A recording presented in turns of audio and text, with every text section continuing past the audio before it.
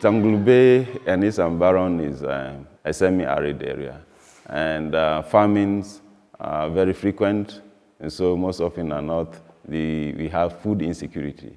So apart from appealing for relief food, what we also do is to help the community begin to practice some farming, some basic farming, like kitchen garden, like maize farming. In the year 2019, they had a bumper harvest. For those who tried the farming, they were able to harvest something to feed their families. We have a lot of challenges, but I just mentioned a few. The most disturbing challenge in this region is insecurity. And with constant cattle rustling between the Pokots and their neighbors, further frustrated that challenge, because when there is insecurity, all the schools will close. Food is not able to come in. Referrals become very challenging. And so you have a lot of, a web of problems generating or coming out from that insecurity. Another challenge is the climate itself, very harsh. We often experience droughts, their animals die, and they are back to square one.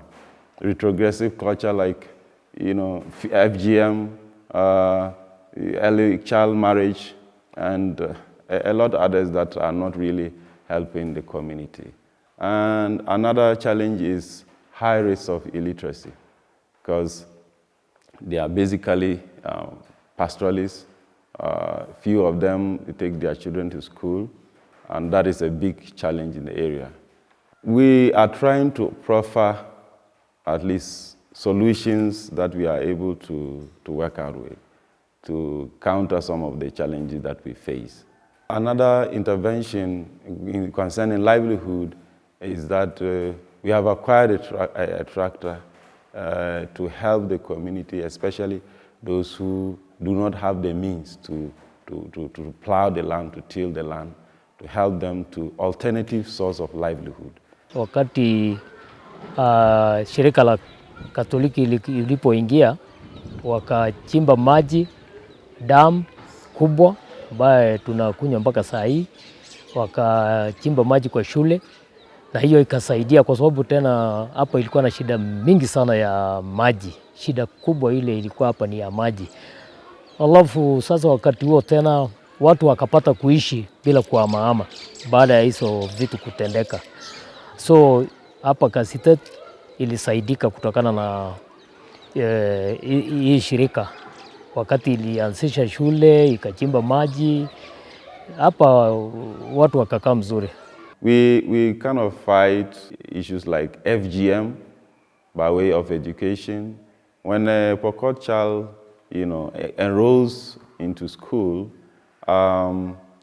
the cultural force is no longer on him or her, because it's considered like somebody who is already escaped their grasp.